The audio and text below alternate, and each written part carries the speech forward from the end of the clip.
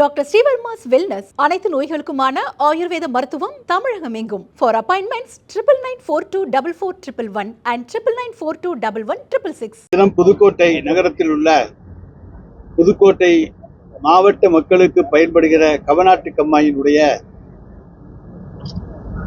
அங்கே இருக்கக்கூடிய அந்த கண்மாயை ஆழப்படுத்தி கரைகளை எல்லாம் பலப்படுத்தி ஒரு குறுங்காடு வளர்க்கின்ற திட்டத்தை சுதர்சன் கல்விக் குழுமமும் வைரம் கல்விக் குழுமமும் மெகா அறக்கட்டளையும் இணைந்து ஏற்பாடு செய்திருக்கிறார்கள். இதனுடைய நோக்கமே இங்கே குறுங்காடை வளர்க்க வேண்டும், கரைகளை பலப்படுத்த வேண்டும் என்பதற்காக. எனவே அந்த நோக்கம் நிறைவேற வேண்டும். இந்த திட்டம் நிச்சயமாக வெற்றி பெற வேண்டும் என்று சொன்னால் பேருக்கு மட்டும் வந்து துவக்கி விட்டு சென்று விடக்கூடாது என்று சொன்னோம். அவர்கள் நாங்கள் நிச்சயமாக எங்கள் சொந்த செலவிலேயே இதையெல்லாம் செய்து தந்து விடுவோம் என்று சொல்லி உறுதி சொல்லி இருக்கிறார்கள். அதற்காக புதுக்கோட்டை மக்களின் சார்பில் அவர்களுக்கு பாராட்டுதலை தெரிவித்தார். அதைத்தான் நான் இப்ப சொன்னேன். ஏற்கனவே 2-3 முறை 2-3 NGO-க்கள் இதை ஆரம்பித்தார்கள். அப்படியே ஆரம்பித்ததோடு விட்டுவிட்டு சென்றார்கள். இந்த முறை அப்படி நடக்காது. அவர்கள் அதற்காக உறுதியோடு தான் இங்கே வந்திருக்கிறார்கள். நிச்சயமாக அதை செய்வார்கள் என்பதை நான் இங்கே சொல்லிக் கொள்கின்றேன். இது துவக்க விழா மட்டுமல்ல, நிறைவு விழாவிலேயும் உங்களை எல்லாம் நாங்கள் நிச்சயமாக திராவிட மாடல் ஆட்சியிலே நிச்சயமாக உங்களை சந்திப்போம். எத்தனையோ திட்டங்களுக்கு அரசு நிதி ஒதுக்குது, இதுக்கு முன் வந்து பண்ணலாமே சார். இது இப்ப இவங்க தனியாவே பண்ற போது உங்களுக்குன்னு கரைகளை பலப்படுத்த வேண்டும். அதுதான் நம்முடைய நோக்கம். இது ஆழப்படுத்தப்பட வேண்டும். இங்க இருந்து மண் வெளியே செல்லக்கூடாது. அந்த மணல் இங்க இருக்கக்கூடிய கரைகளிலே கொட்டப்பட்டு பலப்படுத்தப்பட வேண்டும். குறுங்காடு வளர்க்கப்பட வேண்டும். அதை அவர்கள் வந்து தொண்டாக வந்து செய்கின்ற பொழுது அதை வரவேற்க வேண்டுமே தவிர அரசு ஏன் செய்யக்கூடாது என்று கேட்கலாம். அரசு செய்யும். ஆனால் அதற்கு முன்னால் அவர்கள் செய்ய விருப்பப்படுகின்ற பொழுது அவர்களை நாம் ஏன் தடுக்க வேண்டும்? அதனாலதான் அவர்களை செய்வதற்கு அனுமதித்திருக்கிறோம் என்பதை நான் தெரிவித்துக் கொள்கிறேன். பொறுப்பா உங்களுக்கு வந்து மைண்ட் செட் கொடுத்துருக்காங்க. நம்ம வந்து இதுல வந்து பல்வேறு பிரச்சனைகள் வந்து நடந்துட்டு நல்லாவே தெரியும். குறிப்பாக வந்து கட்டுமான பொருட்கள் எம்சாட் சார்ந்த டெல்லிகள் எல்லாமே கூடுதல் விலைக்கு செயற்கையா விலையேற்றம் பண்ணியிருக்காங்க அப்படின்னு சொல்றாங்க. இது நம்ம தடுப்பதற்கு என்ன நடவடிக்கை? இல்ல, இந்த இயற்கை வளங்கள் துறையை பொறுப்பேற்ற பிறகு நேற்றைய தினம் அந்த துறை சார்ந்த அலுவலர்களோடு நேற்று ஒரு கூட்டத்தை நாங்கள் நடத்தி இருக்கின்றோம்.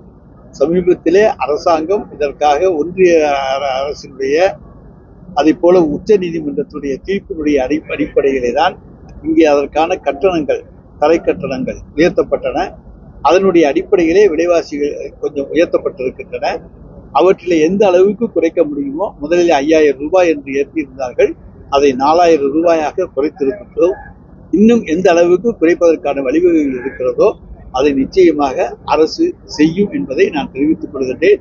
பொதுமக்களுக்கு பாதகமோ சங்கடமோ வரக்கூடிய சூழ்நிலையை நிச்சயமாக மாண்புமிகு தலைவர் தளபதியினுடைய அரசு நிச்சயம் உருவாக்காது என்பதையும் தெரிவித்துக் கொள்கின்றேன். கடந்த காலங்களில் பல்வேறு முறையீடுகள் தொடர்பாக வந்து மதுரை கிளையில வந்து வழக்கு தொடர்ந்துருக்கோம்.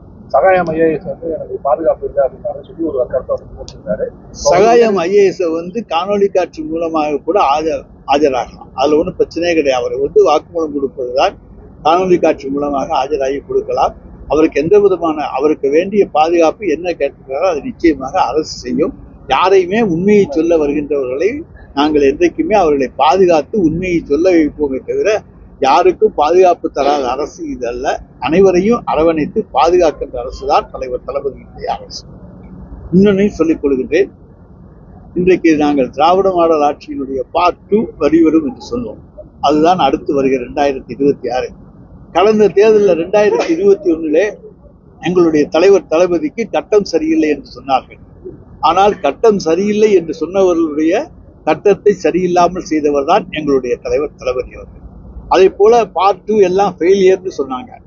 பார்ட் 2 வரும்னு ஒப்புத்துக்கிட்டு இருக்காங்க. அந்த பார்ட் 2 வந்து எப்படி சக்சஸ்ஃபுல்லாக கொண்டு போக முடியும், திராவிட மாடல் ஆட்சியினுடைய 2ஆம் பாகம் எப்படி வெற்றிகரமாக இருக்கும் என்பதையும் மக்கள் பார்க்கத்தான் போகிறார்கள். மற்ற பார்ட் 2 ஃபெயிலியராக இருக்கலாம். இந்த பார்ட் 2 என்பது இந்தியாவிலேயே இன்னும் அதிகமாக தமிழகத்தை முன்னிலை இடத்துக்கு எடுத்து செல்லும். உங்க கூட்டணியில் இருக்கிற மார்க்சிஸ்ட் கம்யூனிஸ்ட் மாநிலத்தில் அடுத்த எலெக்ஷன்ல ஜெயிச்சாதானே 2.0 வரும். பொதுமக்கள் வந்து அதிருப்தியில் இருக்காங்க. வாக்குறுதியில ஆட்சி மீது பொதுமக்களுக்கு அதிருப்தி கிடையாது. அதை இன்றைக்கு சில விளம்பரப்படுத்திக் கொண்டிருக்கிறார்களே தவிர கள நிலவரமை பார்க்கின்ற பொழுது எந்த தாய்மார்களையும் நீங்கள் நேரிலே சென்று பேட்டி காணலாம். அவர்களுக்கான அதிருப்திக்கான எந்த ஒரு வாய்ப்பும் நாங்கள் தரவில்லை. 7/5/2021 முன்னும் பின்னும் என்று அவர்கள் நீங்கள் கணக்கெடுத்துக் கொண்டு கேட்டீர்களேயானால் அத்தனை பேரும் இன்றைக்கு நாங்கள் மகிழ்ச்சியோடு இருக்கிறோம், எங்கள் கையிலே பணப்புழக்கம் இருக்கிறது என்று சொல்லத்தக்க அளவுக்கு ஒரு சூழ்நிலையை உருவாக்கி இருக்கிற அரசு தான் இந்த அரசு. இதே போல இந்தியாவில் எந்த மாநிலத்திலையும் பெண்களுடைய கையிலே பணப்புழக்கத்தை உருவாக்குகிற அரசு உருவாகவே இல்லை, இன்றைய வரைக்கும் இல்லை.